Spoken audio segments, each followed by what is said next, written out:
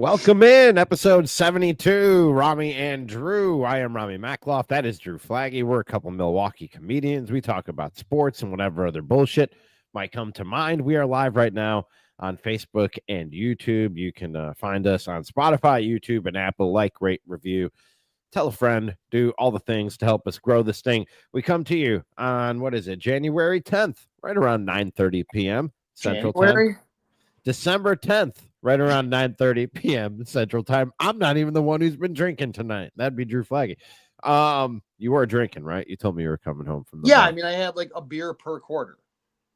Oh, is that it? Yeah. Dude, I am such a lightweight. We'll get into the Bucks game in a second. I'm such a lightweight. We were out for drinks a couple of weeks ago, you and I, with some other acquaintances. And I had fiance. It was with your fiance. No, she wasn't there that night. At Boone Crockett. I thought you were talking about when we went to the. Well, whatever. Oh, there was that too. Yeah, there was that too. We watched the Bucks game like 2 weeks ago. No, that night I was fine. But I had two old fashions, and man, I was pretty floored. Yeah, I had 4 Guinnesses. Guineas.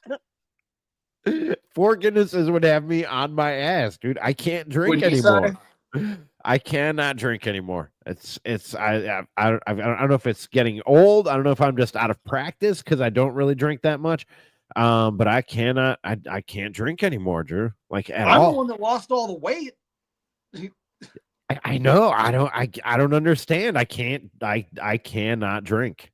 I've lost a taste for blood. Not only can I drink, I eat so much more sugar now than I used to. Dude, I was eating ice cream just out of the container the other day. Just like, I mean, I live by myself, so like it doesn't matter. But like, sure, yeah. I mean, I'm the only one touching that ice cream, anyways. But like, I do. Dude, like, I was eating that stuff. Like, I got some bad news, and the Bucks won that day. I've heard people who quit drinking. You're not quitting drinking, are you? No, I just told you I drank a beer a quarter today. Yeah, that's true. I've heard people who quit drinking and they will resort to sugar, like alcohol, because that's basically what's in, or they resort to sugar as a replacement for alcohol, and especially for some reason ice cream. I remember hearing Joe Namath on the Howard Stern show talking about when he quit drinking, and he said he would go through like a half gallon of ice cream like every night, like after dinner, like every night he would just sit down with a spoon and a half gallon of ice cream because alcohol has sugar in it. And I think it just it feeds that beast without the intoxication. I just want sugar now. Like I'm not like a sweets person. Like I don't know. Like I don't. And now it's like, I love sweets. There are days where I'm just like, man, a fucking McDonald's shake is what's up. Like it's not even good sweets. I just had some chocolate cake. I had some chocolate cake right before we started this thing. I live by 3 places that have. I live between, like, you could like triangulate this. Like I live between like a Wendy's and like Oscars and Cops. Like you could triangulate all of like where I am, and like I have like within the same amount of distance like a Wendy's, Oscars, Cops. Like I got plenty of places like that. I'm like, dude, a McDonald's shake is fire. It doesn't make sense. It doesn't have. Speaking of sweets, and I swear, no, McDonald's shakes are good. I mean, they're not good, but they're good. You know what? If that makes any sense, they're not good, but they're good. Speaking of sweets, though, Drew, tonight, and I was pretty sure this was going to be the case, but it was made official. And I swear, we're going to talk about the Bucks 114-109 win against Orlando in the NBA Emirates Cup to move to the semifinals. But I today was officially, I'm getting married, as you know, and I told her, I was like, I will have whatever input I am asked to have, and I will do whatever I'm asked to do, like delegate. You know what I mean? I don't really care what we do at this thing, as long as we have a good time, as long as you have a good time. And I was put in charge of cake today, Drew. I was put in charge of getting the cake, which I'm pretty excited about. Pretty fired up. Yeah. So that means like I have a say in the cake too. No, how did what math led you to that? Well, because I already said that if we don't find me a date for your wedding, Uh-huh. I'm making a best man speech. I'm well aware that I'm not the best man, but I will make a speech. And it's going to be very heavy on basketball parlays. Like I'm going to pull out my underdog and I'm going to be like, you guys think I should bet on Luca for over on threes? A lot of it. There's gonna be a lot of putting my hand on your shoulder, being like, "This guy doesn't help me with my at the reception. parlay." At the reception, you can do that. I don't care. Not at the actual wedding. Yeah, there's gonna be a lot of like betting on white basketball players at your wedding. Like that's what's gonna happen if we don't find me a date to just rein my bullshit in. I'm thinking Cupcake Tower rather than an actual like a classic cake. I'm thinking Cupcake Tower. See, I think you're going too off script on that one. Why do you say that? Well, how many different flavored cupcakes are you getting here? That's the advantage of the Cupcake Tower is you can go with like, I don't know, 3-4 different kinds of cake. You could go like chocolate, red velvet, carrot. And then throw in a wild card. Are you insane? You gotta listen. The wedding cake's supposed to be like angel food with raspberry jam. Fuck that. I don't even like that. That sucks. But like, yeah, it's got to be something I like. And the cake's gonna be like a little bit cold for some reason. You know, it's just people do weird shit. Like, you know, it's got to pair nicely with whatever kind of little lump of steak and asparagus they give you. Like. Or lemon, like whatever. No, it's gonna be. What are we doing for the food at this wedding? It's gonna be. It's a brunch wedding, Drew. What? It's a brunch wedding. How much wedding night sex do you think you're gonna have? You're fucking so old. You're sundowning your wedding. You're like the Joe Biden of weddings. It's not my choice. Oh my god! You have to wear hokas. Like, it's I might. The shoe attire. Well, all my attire is up for debate as well. But yeah, I'm in charge of cake, and I know it is a brunch wedding. That wasn't my call, but I'm good with it. I'm good with whatever, dude. Brunch wedding. So like omelets. I don't know yet. Okay. I just know it's brunch. I don't want to say where. You know what? I'm gonna text you where. We're gonna have a pancake breakfast. It's like it's a Boy Scout. The Boy Scouts are putting this on. No, it's a brunch wedding, and then the reception is at a bar literally right next door. Like we walk out of one place and we'll walk right into the next place and turn on the music and get crazy.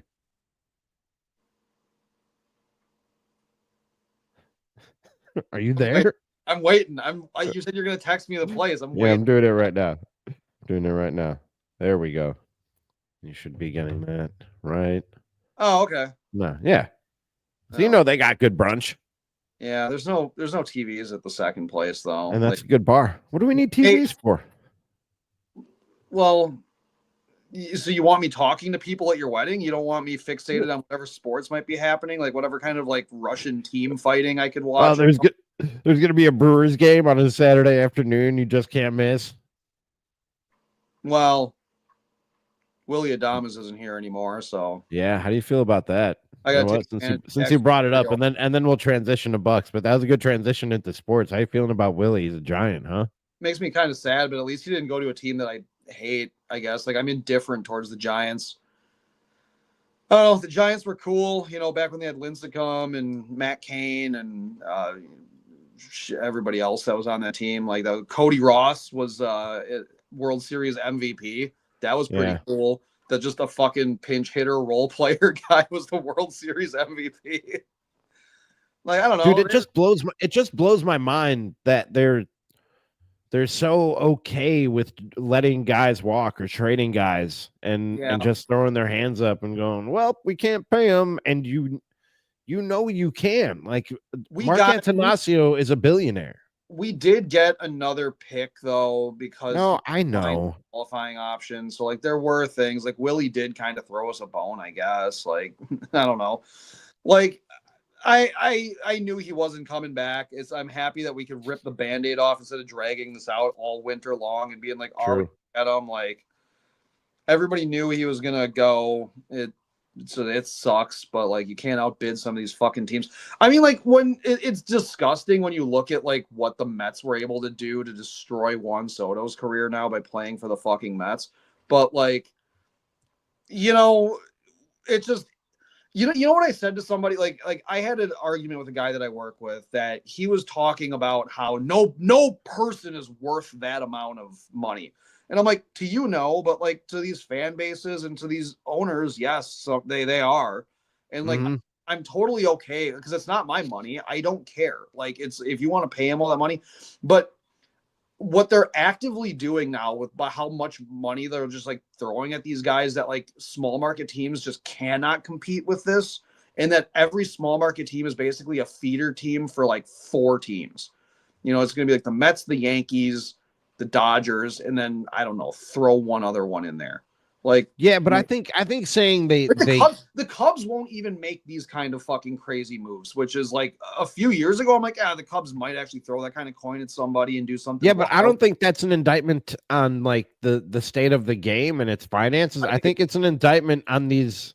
Now, to a degree, it is. Like, yeah, like New York and LA are going to be able to spend more money than other markets because the Dodgers bought the best player in the world.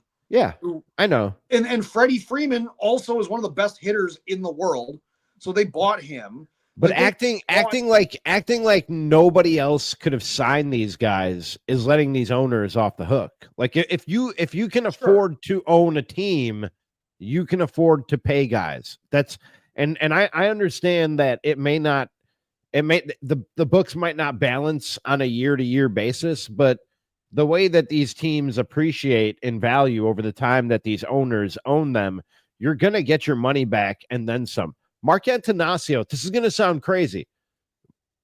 Like you're upset about Willie Adames. Mark Antanasio could sign Juan Soto if he wanted. Sure. Mark Antanasio could pay Juan Soto that contract if he really wanted to.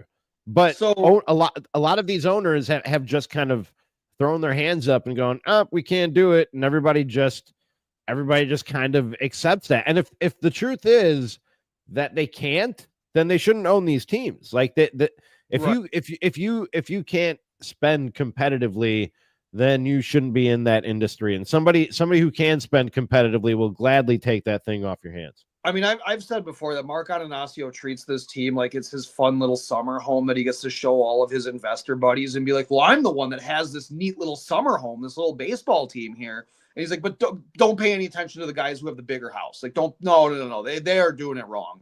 And it's like, this is my quaint little $1 billion summer home that I have here. Oh, yeah. Oh, those guys are gross. The $3 billion summer home. Like that's what he does. And he's a fucking chotch. I don't really care. I think he's a slimy little fuck. And I don't like Mark Antanasio anyways. But also, like, I did say this to like the guy that I work with, where I was like, and I don't like to be the person who gloats at teams that get injuries. I don't wish this on the players, but the second that Juan Soto blows his ACL out, I'm laughing. I'm not. I love that guy, dude. I like that guy. You know what? I like Juan Soto. You know what? But he's getting paid regardless. This is guaranteed money. So you know what? Sit there in an air brace or whatever on your knee or for a year and a half. I really don't care. You blow your knee out running into a wall or something, making the extra effort on something like that, and now you got to sit there with a $725 million contract on the books. Good. Fuck you. The Mets deserve it. Like it's like you are making me actively root against you now. Instead of me being a Brewers fan, I am now a fan of everybody that is not you on the off chance that the Royals sweep you, the Guardians sweep you, the Brewers, obviously I want them to sweep everybody. But like the fucking White Sox, I hope hammer your ass. I will say this. The White Sox aren't going to, but I will say this. If it happens, it's funny. It's really funny. They can go win the next 6 World Series, and I'll be like, remember that time the White Sox swept you in July? That's funny. It's breeding resentment. I get it. Like, what do you say if you're a Mets fan? My team rules. Yeah, you do. You're real happy. You're real happy right now. No, yeah, you're real happy, but it's like, how do you even talk shit, or how do you even like kind of have like a fun rivalry with somebody when you're like, Well, it's like, no, you should hammer the Brewers. You should no hit us. You Yeah, should. but it's still Juan Soto's it. I can tell you right home now, Drew. I can tell you right now because people. I'm a Cubs fan and Brewers fans. A good friend of ours, in particular. I'm not going to name any names. Will often if the Cubs come out on top in a series or whatever, or if they win the division back when they used to do that, the first thing they'll throw at me is, yeah, but look at your payroll and blah blah blah. And it doesn't that doesn't phase me at all. There are no trophies handed out for most wins per dollar. Like that's not a thing. And when you are a fan of a big market club, now I'm not a fan of the Mets who can sign a Juan Soto, and my team apparently also has given up on even calling about guys like that. But when you're a fan of a big market team and people try to throw that in your face of, yeah, but you spent more money to win championships, it rolls right off your back. It doesn't phase It doesn't phase them at all. No, it's like there are certain words that need to start coming back. Like we got to start. It does phase some of these people now because they're very cozy, and like the R word is like a big one that I'm like, we're just bringing it back now. Like I'm starting to call these people this. Like I don't. You're not the only one, but I don't know what that has to do with big market clubs and big market fans because not caring that you're going to laugh that they signed more money to win championships. If I'm going to be trash in poverty and I can't afford shortstops, then I'm going to start talking low class and I'm going to start calling people R words for their stupid fucking hoity-toity. New York is a crime-infested shithole. Fuck them. How about that? People say the same about Milwaukee, dude. Yeah, but healthcare CEOs aren't getting shot here. Hold on. Are you throwing that out there as a pro or a con? I'm not even sure. I'm saying that the healthcare CEOs were able to walk the streets before Juan Soto signed in New York. That's what I'm saying. I don't know if that's Juan Soto killed that guy who made an algorithm so people died of cancer quicker or whatever it was. I don't know. Maybe God bless Juan Soto. That's all I'm saying. Is just maybe because the Mets signed that. Wow. Talk about the Bucks. Moving on to the Milwaukee Bucks. Talking about nothing that matters. They win tonight, and Drew, it was the first of the knockout round in the NBA Emirates Cup, and the Bucks come out on top of the Orlando Magic 114 to 109, and they're headed to Vegas for the semifinals whenever that happens and whoever they're going against, because I don't really care about this thing, dude. I still don't care about this thing. I'm glad they won. Quite frankly, a little disappointed because it shouldn't have been that hard against that Orlando Magic team, but glad they won. I mean, it's good to win a regular season game. Let me flip this. Flip it. Without Franz Wagner and without Paulo Banchero, yeah, they beat the Phoenix Suns on Sunday. Okay. Their defense is tough. Like those guys, like all of them, like they are. You know what I kind of noticed? They kind of play a similar style of basketball as the Miami Heat. Like they are tough defensively, and they grind you in the half court. Like they don't make a lot of mistakes with the ball. Jalen Suggs apparently is an all-star. That was crazy. I didn't know that. I'm glad I didn't take him on any of my parlays because I would have bet the unders. But holy shit, that guy was, dude. Like I don't know. Like they got a good young team, and they were one of the 4 teams I said were my most interesting teams coming into this season. That I was like curious what they were going to do. Were they going to regress or were they going to make a leap forward? And I mean, you would think that they would be regressing right now without Banchero and without Franz Wagner, but like they're still playing well and they still believe in the concept that their team has. Like they got a whole team concept there. Like they were tough defensively out the gate. Which they do play good defense. They do play good defense. I'll give you that. I can flip that though and say the last 3 games, and it's hard to criticize it, and people always, they get upset when you criticize one of our players. But like Giannis has made some pretty bad decisions with the ball, I think, early on. Well, like late in the game against Boston, that cost us. And then with him just the ball sticking and him trying to do too much, running through guys. I was surprised at how much the Orlando, like their front court, those guys don't move when Giannis runs into them. That was crazy that he couldn't overpower those guys down there. So like they have a good concept and like able to stop the ball, and like they got really good hands. I mean, Jalen Suggs has been stealing the ball constantly. Like that's one thing I've been noticing a lot is that he's always up there right now. Like the last couple of weeks of just steals. Like he's great defensively as a guard. The last two nights, the guy guarding like it was Dennis Schroeder, that fuck, and then tonight Suggs, they gave Damian Lillard a hell of a time. Like he could not get his threes that he wanted. Like he couldn't get his open looks. Like they were really contesting him and they were on his hip, and he had to pass the ball off a lot. So like our best two players, I would say, even though Giannis, he had 37 points tonight, I think. I believe so. It was like a struggle 37, it seemed like. It wasn't, he didn't get 37 easy. Yeah. Easiest 37 on 15 of 24 from the field. The easiest point, yeah, so it's like a typical Giannis night, but like the easiest points Giannis got were from Middleton, honestly, like diming the ball to him, like down, like Middleton coming back and just what he adds to just Giannis's game is, I think it's invaluable.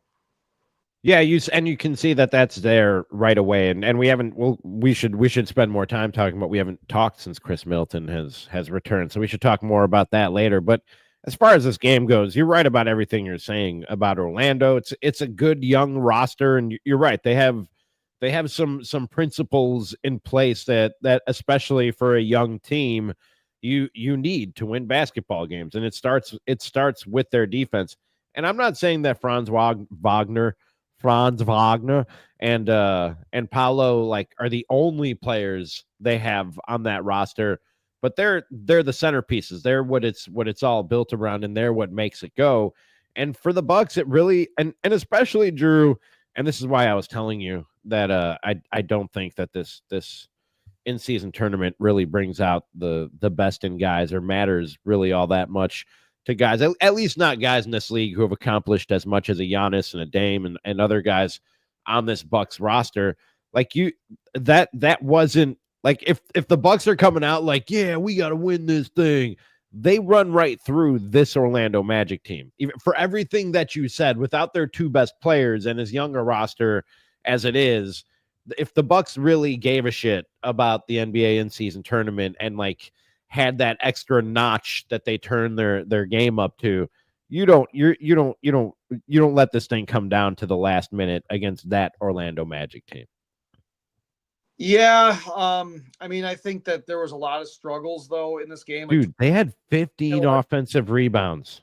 They let Orlando get 15 offensive rebounds and turn the ball over 16 times. Yeah. Well, but again, other guys that did turn it on. I mean, Orlando wanted to win that game, clearly. Like, Suggs was pretty upset in that game, like when they flashed to him. Orlando was taking it pretty damn seriously. And I think in response, a couple guys on our team did respond well. AJ Green, again, who's been constantly showing up big. He hit a bunch of big shots, down the stretch. Bobby Portis kept us in the game early on. Bobby was hitting everything. Like, and he was hot. He finished what, 8 of 9? Something like that. Yeah. I didn't look at his box score, but like, Bobby was great tonight. I would say like he kept us in the last two games when the offense was struggling a lot. Because I mean, everyone, like, there's still talks of like Bobby Portis being a guy who probably might get traded. I don't think he does. He finished 9 of 11. I was wrong, with 10 rebounds, 22 points. Yeah, I'm not, Bobby, it's crazy because like he can be one of the most frustrating players to watch, but also like he can be so vital to like the team's success. But like another one, Gary Trent Jr., I thought he played well tonight. Like, yeah, he was solid. Yeah, and it's like, I mean, Taurean Prince struggled. Like the other night, Middleton, huge late in the game. I don't think Bobby's getting traded. I don't think Brook Lopez is getting traded. The way this season started, and traded, but I remember we talked after that Jim Owczarski article, and he was quoting Wes Edens in it, and we talked about this. The vibe that I got after that was like if they didn't turn things around from the slow start they got this season, everything around Giannis and Dame wasn't played. Not Giannis and Dame. They're not going to trade those guys unless those guys like force their way out. And I don't think that's happening anytime soon, especially with Giannis. But if they didn't turn it around, everything around Giannis and Dame was in play as far as trading those guys, moving them for pieces or draft picks and future assets to use those to put other guys around Giannis and Dame. But I think with them turning it around, now it's about, okay, what do we add to this core with the assets that we have? And I think Bobby is part of that core. I don't think he's going anywhere. Yeah, I mean, he's not like, but he's the guy that would net you the biggest return if you needed something. Like if you really looked at, I guess Bobby's bench scoring is a big thing, but also his defense is still pretty bad. And then there are days where I'm like, you know, we let them get 15 offensive rebounds tonight. It's like Bobby's not part of that. That like where the rebounding is pretty sus once in a while with this team. We just like still tonight. I noticed like there are times we just do really dumb things, like just disorganized, kind of stupid, kind of like high risk, low reward type plays. Like Damian Lillard late in the game had just a really bad pass through the paint that was like a turnover, and that could have like we got to stop on the other end, but like that could have really been like a momentum shifter if they got like a transition dunk on that or something. Like we do some pretty dumb stuff as a team, and Dame doesn't normally do stuff like that, like the turnovers. Yeah, he might get the ball stripped, like trying to do a little too much in the paint or something, but I don't necessarily think that's dumb. But there are times where I'm like, Giannis has guys that are wide open, making themselves available, showing their hands, and Giannis will drive into 4 people. Yeah. And it's like he's still doing that when you have like weapons. You have Taurean Prince, who's leading the NBA in 3-point percentage. You have Gary Trent Jr., who's shooting again. You got Dame, who's brought here to score and shoot. And it's like, I guess even sometimes, you know, Brook, I don't love Brook taking 35-footers, but like if he's in the corner and stuff, like there are guys who are available when there are 4 bodies lined up on you. It's like you don't have to force that ball. And I think the Bucks' main problem is they give their opponents too many extra possessions. Like if the Bucks could just end every game with the same number of shots as their opponent, they don't even have to get up more shots than their opponent, because I think they're that good a scoring team, and it starts with Giannis and Dame especially. But I thought that was a joke. But when you're giving up 15 offensive rebounds and you're turning the ball over 16 times, and you're right, like at least 6 of those 16 turnovers are just dumb shit. You know what I mean? It's not good defense or something like that. It's just dumb shit and not smart basketball. If they could clean up that stuff, and like I said, not give these teams these extra possessions, games like tonight against an Orlando Magic team missing their 2 best players are not as close as they were, and you're not trailing for as much of that game as the Bucks were tonight. I just looked it up. The Bucks will play the winner. There isn't a date yet for the semifinals in the NBA Emirates Cup. The Bucks play the winner of the Knicks and the Hawks, who will play tomorrow night in the semifinals in Vegas in a couple of weeks, I guess. Tuesdays and Fridays are the Emirates Cup games. So yeah, I would assume it's Friday. I thought I heard Brian Anderson say it's in a couple weeks, so I think maybe they take a week off. A couple weeks. I think they might take a week off from, and there is no date. I'm looking at it right now on the ESPN app. There is no date for the semifinals yet. There is no exact date that they have listed here. So I don't know. I would still say I also really don't care. I really don't care about this in-season tournament, dude. This is America. We don't do don't do in-season tournaments, Drew. This isn't what if we had the Premier League or whatever bullshit? What if we had like a big tournament at like the end of the season though? For like the teams, like they're like 16 teams who just played like really well. The whole season. They're like rewarded. We could call it the playoffs. It's like a season after the season. It's like and then like the finals, we could call it like the finals. The finales, yeah. That would be, dude. I think we're onto something here. Yeah, I think we're really onto something here. Like a big trophy, like probably a trophy with a basketball on it. Let's say the Bucks win this thing. Should they hang a banner Everybody was laughing at the Lakers last year for hanging a banner. Should the Bucks hang a banner if they win this bullshit? Yeah, I think you do it because No, you don't. yeah, I think you do it. I think the banner has to That not was a be like trap question, Drew. the, That was a the, trap the question. banner, And you failed. You failed. the banner doesn't go next to like the championship banners, like, and it's not the same size. Like that banner's got to go. You're gonna have a picture of the cup on it or something, and then you I don't know the If date. you have if you have nothing hanging in your rafters, if you're Oklahoma City or you're Utah or you're Toronto has a championship. If you're one of these teams, you're Orlando. You know what I mean? Fine, you're Well, desperate. Orlando can't. They gotta wait for next year. That is true. But if you're Indiana with no titles whatsoever, Fuck that. fine. You fill up your rafters with No, your in-season tournament banner. The Bucks have championships. The Lakers have championships. You I don't think clutter up your glorious rafters of retired numbers of greats and championships you've won and conferences you've won for an in-season tournament that they made up to get sponsorships. I think what you do is you put it. I think you just let the Cream City Clash just hold the banner up every game.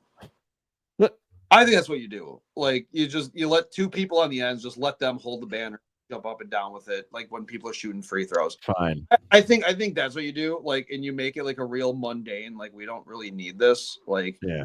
I think you do it because like the Lakers really made it a show because they're dumb as fuck and like they're annoying and like, and of course like LeBron had to definitely like be like part of my legacy. I think you put like the Milwaukee Bucks 2024 Emirates Cup in season tournament champions. Put as many words on this fucking banner as possible. Like, make it look like the end credits of a Marvel movie. Just have a ton of words on it, and then maybe get like a barbecue sauce stain on it or something. Like, who even cares? And just be like, we don't really like this. Like, it's so funny. It's so funny to me that they when they won that in-season tournament last year, the Lakers, everybody was like, "Oh, this means something," and this is going to translate into the postseason. Like, they have this. They have this playoff mentality already from playing and winning the in-season tournament, and by the end of the year, they were firing their head coach. Dude, what's so much funnier? I do like the thing about like how Darvin Ham is like undefeated in like the in-season, and JJ Redick is just like so screwed right now. Darvin Ham is the best coach in the history of the in-season tournament, quite frankly. Dude, obviously, he's got a winning pedigree. It's pretty funny. All right, we haven't talked about it till now, but yeah, Chris Middleton is he plays basketball. So he's back, sure. That they call Chris Middleton, and I do like him. He is good at basketball. He is good at basketball, and he's playing it. He's playing it now again. He is out there, and I like the way that Doc's used him in the rotations where he comes in closing time. Like, that's pretty cool. That like, yeah, Doc is like saving his bullets on that one, and like when he ends up putting Middleton in there to like be part of like that closing unit.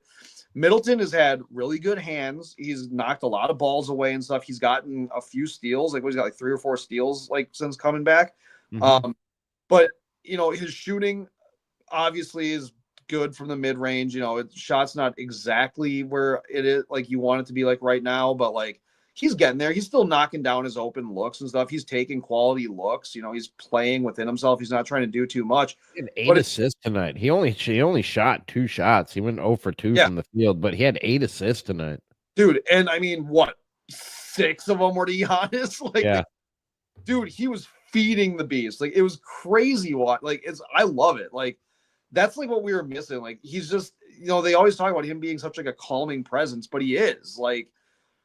There was one play that he had where he got the ball up at the wing and he started just backing his guy down in the post and he kind of did like a little like a little shimmy shake on the dude, and then Giannis cut and he just threw the ball right around the dude and just like right in Giannis's breadbasket and just Giannis dunked it. It was awesome. Like, it was like, yeah, it's like that's just a guy who can just look and knows where his dude's gonna be, and like you just can't replicate those 12 years of him playing here like with like Giannis. And I agree with you about the way that Doc is using him. If you have 20 minutes or 25 minutes of Chris Middleton, like make sure make sure the last 8 are reserved for the end of a close game, should you be in a close game.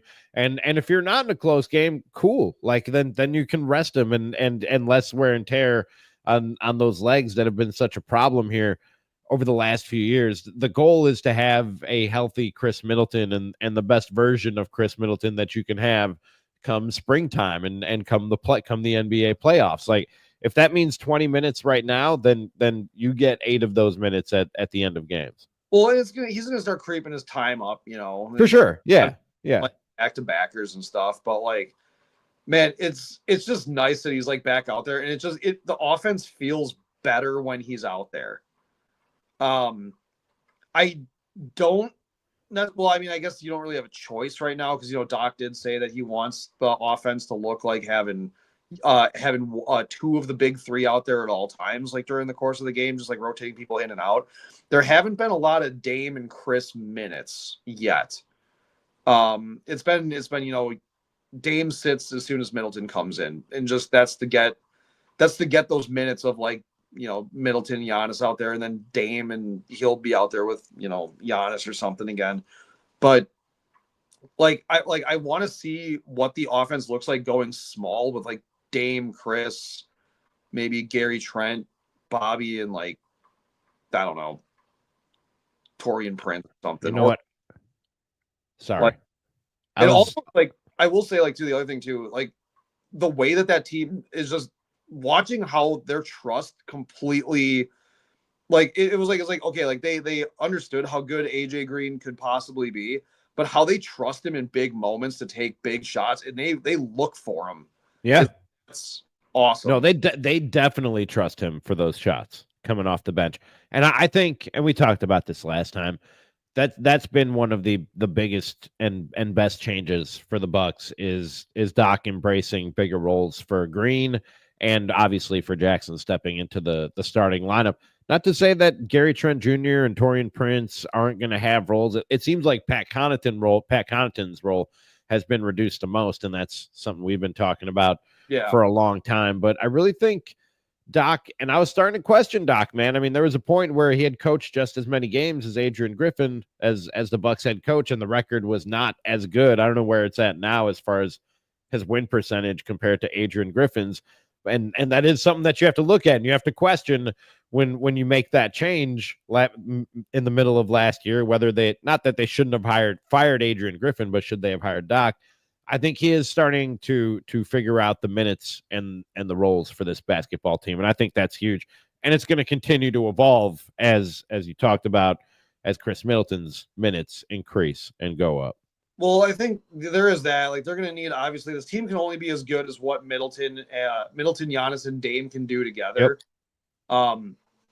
But like the big thing that I do think a lot about is like what they only played 6 total games or something like that last year. Like was it under Doc or like total? No, it had to be more than under Doc, but or yeah, it had to be like more than total, like 6 games, but under Doc. So it's like, I don't know. It's going to take a while to figure out. It obviously took a long time for Dame to figure out how to play with another superstar. And I still think Dame needs to be more ball dominant than like. No, but you can see, and that was one of the thoughts that crossed my mind tonight watching the game. You can see that they're really, and this is something we talked about, and we were waiting for it to happen, and maybe we should. I mean, a lot of people didn't have patience for it, and I think we had more than most. But I think maybe we should have had a little patience about those two guys really figuring it out and unlocking it, Giannis and Dame, and playing that 2-man game with a real superstar. Not to take anything away from Chris and the role that he played in the year Giannis won an MVP or the year that Giannis won a championship or Drew Holiday or anybody else, but both of them are playing with a real superstar for the first time, and it can take a minute to sort of unlock that and figure out, who's going to play exactly what role at what moments in games, and you can see they're really starting to unlock that now. Well, and I think it also did somewhat help that Giannis had to learn to get assists and get open and roll off of someone else that isn't Chris Middleton, where Middleton was 90% of the time going to defer to Giannis. Yep. Like, I hope that with Middleton being back, that Dame doesn't go back into like, all right, I don't have to shoot, because I want to see him shooting a lot. Like the other night against the Nets, what he took like 9 or 11 shots or something like that. Like I was like, that's not what I want to see Damian Lillard doing. Again, he was locked up. Dennis Schroeder gave him a bunch of problems, and he just couldn't get in a rhythm. Like he couldn't get his footing down, so he passed the ball a lot. Which I guess I would rather him. I would rather him pass the ball than take a bad shot. But like also there are times where I'm like, you might need to fight a little bit harder to get open. Yeah. But no, he's like I said, it's really tough for me to try to criticize Giannis and Dame because they're my favorite player 1A and favorite player 1B. But like, because I do still want to see like I want to see like the 70-point game out of Dame while he's in a Bucks uniform. I want to see him just go nuclear one night. By the way, tonight he had what their last 9 points of the game, if I remember correctly. So Dame time was in full effect to close that one out tonight. I looked it up, and it's Saturday. This Saturday will be the next cup game for the Bucks against the winner of the Hawks and the Knicks. Says it right there. Saturday, December 14th. So yeah, there's that. Both of the semifinals games will be on the 14th, and then the finals will be on Tuesday, December 17th. Okay. Well, they're already. So there's that. Drew, any football thoughts before we wrap this thing up? Both our teams lost this week. The new coach didn't help for the Bears, in case anybody thought it would. And the Packers lost in kind of heartbreaking fashion to the Lions, who are just on a fucking roll, man. The Lions are on a roll, but I think the Lions, they look a lot like a kind of team that like they were almost beaten. They should have lost to the Bears. They could have easily lost to the Packers. The Lions, to me, are a team that they are so bought into what Dan Campbell has them doing, and they're all rah and all about this. They're not without their flaws. Like they're not. It's hard to say to a team that's 12-1 now or something. They've won 11 straight, and yeah, they're 12-1. And dude, they have so many injuries. Like half their defense, half their starting defense is hurt. They're missing guys on offense. They have so many injuries, and you're right. Like, and people are saying the same thing about the Chiefs, who it seems like every week are pulling the rabbit out of the hat. That like you look at them and you're like, how are they? Sometimes you're like, now there are weeks where Detroit is throwing up 52, 53 points and just destroying teams. But there are weeks where you're like, how are they even doing this? How are they pulling these wins out? I think that Detroit, though, like my main thesis here is that they'll probably win the NFC North. Like I don't think the Vikings are going to catch them. I think one more win and they clinch it, if I'm not mistaken. I'm not sure. Yeah. So what I think they're going to do is they're going to do something really stupid in the playoffs, and they're going to end up losing a heartbreaker on just dumb shit they got away with.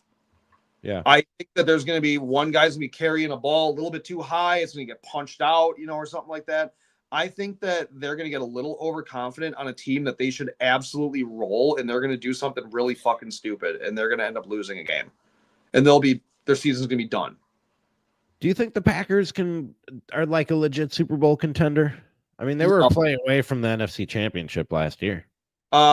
This year, no, because I think Jordan Love's been good, but some of the chances he takes, again, just like I said, dumb chances, like throwing it into triple coverage.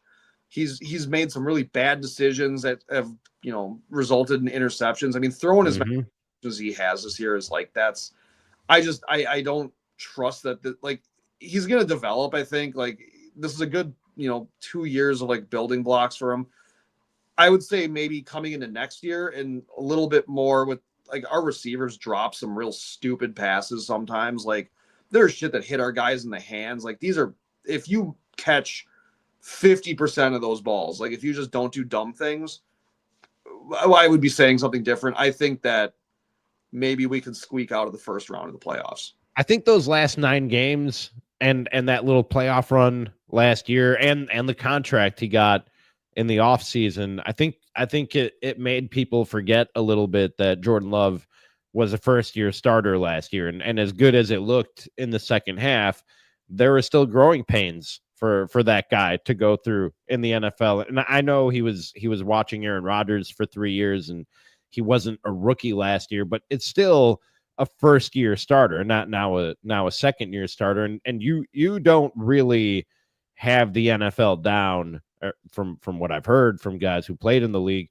You don't really have the NFL down as a quarterback till at least year 3 or year 4, and you've had that those kind of snaps, like real live action game snaps to sort of figure everything out. So I'm with you that I think next year and the year after are the real window for the Packers to capitalize on Jordan Love if he takes those next steps and grows out of these things that we're talking about. Well, and my thing is just the poor decisions where it's like the crazy thing is he's not making bad decisions under a lot of duress. Like there's not somebody breathing down his neck. Like there are just times where he just takes a chance to try to, hit like either Watson or Dobbs or something. And it's like there's like 3 guys like just around him. And it's like you trying to force that. Like there's too much air under the ball. Like I gave him a lot of I cut him a lot of slack when like he did it against the Vikings. He was coming back off the groin injury, or was it no? That was the knee or whatever. But he came back, off the knee injury. It's like, all right, he wasn't planting his front foot. He was kind of throwing off his back foot. There's a lot of air under the ball. Like okay, like maybe you should have sat an extra week, and then that ball flattens out. You got a little bit tighter spiral. You're throwing that ball. Maybe you get a little bit more snap on it. It's a little bit more accurate. Using your leg and everything. Now it's like, no, some of those were bad decisions now. Like, back at that, and we've watched him make some, and like, I appreciate a guy that's got the balls to try to make those plays because, again, you look like a hero if you make it work, but he's leading the league in interceptions. Like, that's not, like, some of those, and some of them aren't his fault either. That's the thing. Like, it's going to be another year with these receivers, like, understanding how he throws the ball. Where they should be and stuff. Like if they're athletes aren't dumb meatheads anymore, like the way that the stereotype used to be, like, oh, me big, especially not quarterbacks. No quarterbacks. I don't think any of these guys are really all that stupid. Like no, I don't think so either. And stuff like these guys aren't mumbling dickheads like they used to be in like the 80s. Do an interview, like these. Nobody's this stupid anymore in this era. Like, well, that when you're talking. Stupid. No, people are pretty stupid. People can be pretty dumb. When you're talking about Jordan Love and how careless he's been with the football at times this year, just to bring it back around to my football team and tie a bow on this whole thing before we wrap it up. Maybe the most impressive thing about Caleb Williams is how well he's protected the ball. Now, he did have a fumble in that blowout against the 49ers on Sunday, but 7 straight games without an interception, and he's already set the rookie record and the all-time Bears record, not just for rookies, but the all-time Bears record for most attempts without an interception. So he apparently he said when he was going through the whole draft process that he one of the people that he modeled his game after was Aaron Rodgers, and I see it because he hates throwing an interception, and sometimes to a fault. Like sometimes he'll hold on to the ball and take a sack, and in really bad times he'll take a sack just to not let that thing fly with the off chance that a defender gets in the passing lane and picks it off. So, but I would rather, especially early on, I would rather both with Jordan Love and Caleb Williams that they're too careful with the ball and not turning it over. I would actually like Jordan Love to be a little bit more careful with the ball. Also, like the face I just made, Luka Doncic looks like shit out here. Holy crap! I'm so happy about that, dude. Like Luka. Now, do you mean his game, or do you mean he's like looking extra doughy today? Oh, I mean he looks thick, but like also like, dude, he's just standing here like a goober. Like he ain't even guarding anybody. His hands are just straight down. Like this guy. Holy shit. Like, I mean, OKC's going to win this game easy, but like, that's a heartbreaker. 9-73 going into the fourth. Well, I'm going to go watch that game.